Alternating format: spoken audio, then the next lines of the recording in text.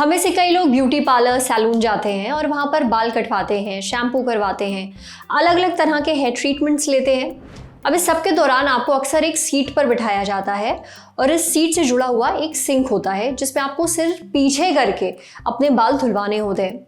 अब इस दौरान आपकी गर्दन काफ़ी खिंचती है, लंबे समय के लिए आपको गर्दन पीछे रख के बैठना भी पड़ता है और यही कारण बनता है ब्यूटी पार्लर स्ट्रोक सिंड्रोम का। हो सकता है ये शब्द आप पहली बार सुन रहे हो। अगर आप भी सैलून या फिर ब्यूटी पार्लर जाकर ऐसा कुछ करते हैं तो आज का एपिसोड जरूर देखिए, ये जानकारी आपके बहुत काम आने वाली है। सबसे पहले डॉक्टर साहब से ये जान लेते हैं कि ब्यूटी पार्लर सिंड्रोम होता क्या है।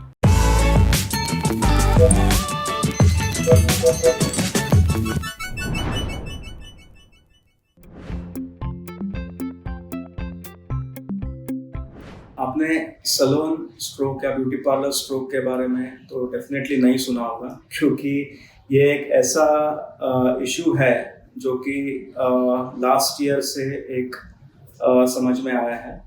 काफ़ी सारी लेडीज़ ब्यूटी पार्लर जो जाते ही हैं तो उसमें क्या होता है कि कभी कभी हेयर ट्रीटमेंट के टाइम जब वो शैम्पूइंग करना होता है तो एक शैम्पू सिंक रहता है सैलून में, जिसमें पेशेंट या जो मरीज जो ब्यूटी पार्लर जाते हैं तो उनको हाइपर एक्सटेंडेड गले को पूरा एक्सटेंड करके उस पर सुलाया जाता है ताकि उनके हेयर शैम्पू कर सकते हैं।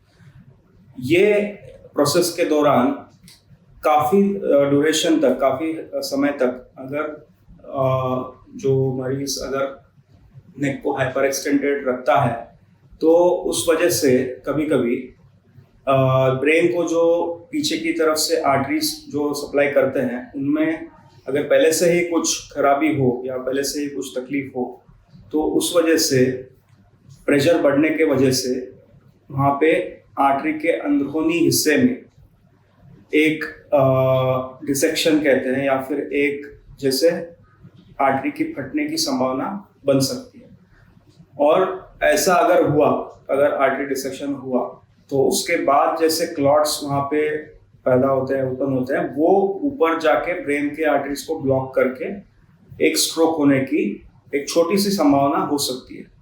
लेकिन ये एक नोन फैक्ट है, ऐसा मतलब बहुत ही रेयर केसों में होता है, बट ऐसा हो सकता है। इसमें जब स्ट्रोक होता है तो फिर पेशेंट को क्या हो सकता है, उन्हें चक्कर आ सकते हैं, उल्टियाँ हो सकती हैं, इम्बैलेंस हो सकता है और कोई एक साइड हाथ पैर का वीक हो सकता है।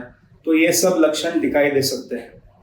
लेकिन ये ब्यूटी पार्लर स्ट्रोक बहुत ही रेयर केस है। ऐसा नहीं कि जो भी ब्यूटी पार्लर जाएगा ऐसे हाइपर एक्सटेंडेड पोजिशन में नेक रखेंगे फॉर शैम्पूइंग, सब में ऐसा होगा, ऐसा बिल्कुल नहीं है। जैसे मैंने पहले भी कहा है, एक आर्टरी का प्री एग्जिस्टिंग कोई प्रॉब्लम रहा तो वो सिलेक्टेड केसों में ऐसा हो सकता है।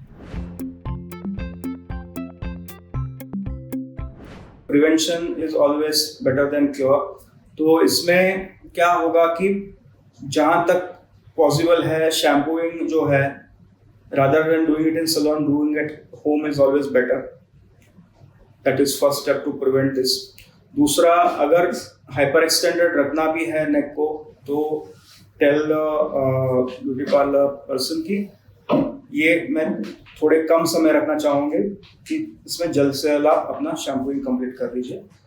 तीसरा और सबसे इम्पोर्टेंट, अगर आपको थोड़े देर के बाद अगर ऐसे लक्षण दिखाई देते हैं कि चक्कर आ रहे हैं या फिर कुछ ऐसा अनटूवर्ड इंसिडेंस जैसा लग रहा है शरीर में, तो वो शैम्पूइंग प्रोसेस को तुरंत रोक दें और फिर गले को सीधा कर दें ताकि आर्टरी फ्लो अच्छे से मेंटेन हो जाए। और उसके बाद तुरंत निकटतम हॉस्पिटल पहुँचे और ऐसा होगा तो उसकी इलाज जारी कर दें।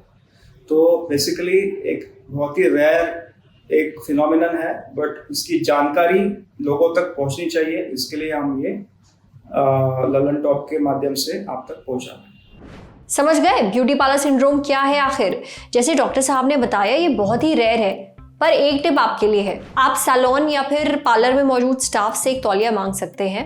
अब इस तौलिए को फोल्ड करके तकिया जैसा बना लीजिए, इसे गर्दन के पीछे रखिए, गर्दन दुखेगी नहीं और आपका जो पोस्चर है वो भी खराब नहीं होगा, आपको आराम भी मिलेगा। अब बढ़ते हैं सेहत के अगले सेगमेंट की तरफ, तन की बात। जानिए जुकाम और नाक बंद होने पर अचानक आपके दांतों में दर्द क्यों होने लगता है।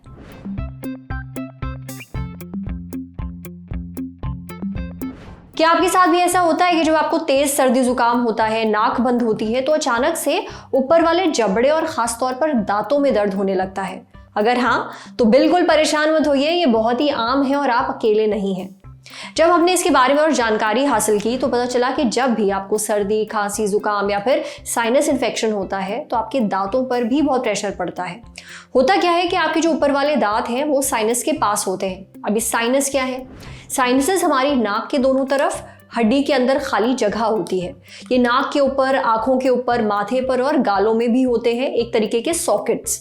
अगर इन साइनसेस में इन्फेक्शन हो जाए, ब्लॉकेज हो जाए या इनके अंदर सूजन आ जाए तो उसे साइनोसाइटिस कहते हैं। सर्दी जुकाम के दौरान ये साइनसेस बलगम की वजह से ब्लॉक हो जाते हैं, इनमें सूजन आ जाती है। आपके दांत भी साइनसेस के पड़ोसी हैं। इस सूजन के कारण दांतों पर भी बहुत प्रेशर पड़ता है, जिसकी वजह से होता है दर्द। जुकाम खत्म होते होते ये ठीक भी हो जाता है, पर इस दौरान आप आराम के लिए एक ट्रिक ट्राई कर सकते हैं।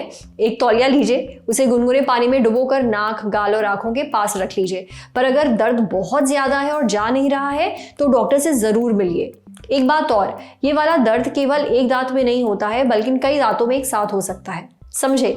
अब बारी सेहत के आखिरी सेगमेंट की, खुराक यानी झक्कासी हेल्थ टिप। आप साल भर सेब खाइए या ना खाइए, पर सर्दियों में रोज एक सेब आपका पेट तंदुरुस्त रखेगा। जानिए कैसे। ठंड का मौसम आता नहीं कि कई लोगों को पेट खराब होने की समस्या होने लगती है, कब्ज और डायरिया जैसी समस्याएं होने लगती हैं। अब ऐसे में एक फल है जो आपकी काफी मदद कर सकता है। कौन सा फल? सेब। डाइटिशियन पूजा मखीजा ने अपने इंस्टाग्राम पेज पर एक वीडियो शेयर किया है जिसमें वो कब्ज और डायरिया जैसी समस्याओं से निपटने के लिए सेब खाने की सलाह दे रही हैं। सेब में 2 तरह के फाइबर होते हैं, सोल्यूबल फाइबर और इनसोल्यूबल फाइबर। सेब में 64% इनसोल्यूबल फाइबर होता है और 34% सोल्यूबल फाइबर। अब इन दोनों में फर्क क्या होता है? बहुत ही सिंपल है। सोल्यूबल फाइबर वो फाइबर है जो पानी में घुल सकता है, इनसोल्यूबल फाइबर पानी में नहीं घुलता। सेब का जो पल्प होता है उस पे सॉल्युबल फाइबर होता है और स्किन जो उसकी परत होती है, जो छिलका होता है, उसके अंदर इनसॉल्युबल फाइबर होता है। सॉल्युबल फाइबर के कारण हाजमा धीरे होता है और स्टूल में एक जेल जैसा टेक्सचर आ जाता है। इसलिए अगर डायरिया है तो सेब का पल्प खाइए, बिना उसके स्किन के, यानी बिना उसके जो छिलका है उसके बिना सेब खाइए। स्किन में, छिलके में इनसॉल्युबल फाइबर ज्यादा होता है, इसलिए ये स्टूल को आसानी से पास होने में मदद करता है। कब्ज के दौरान ये ज्यादा फायदेमंद है। तो डायरिया हो या कब्ज हो, दोनों ही केसेस में आप सेब खा सकते हैं। बस फर्क इतना है कि कब आपको उसका छिलका खाना है और कब नहीं।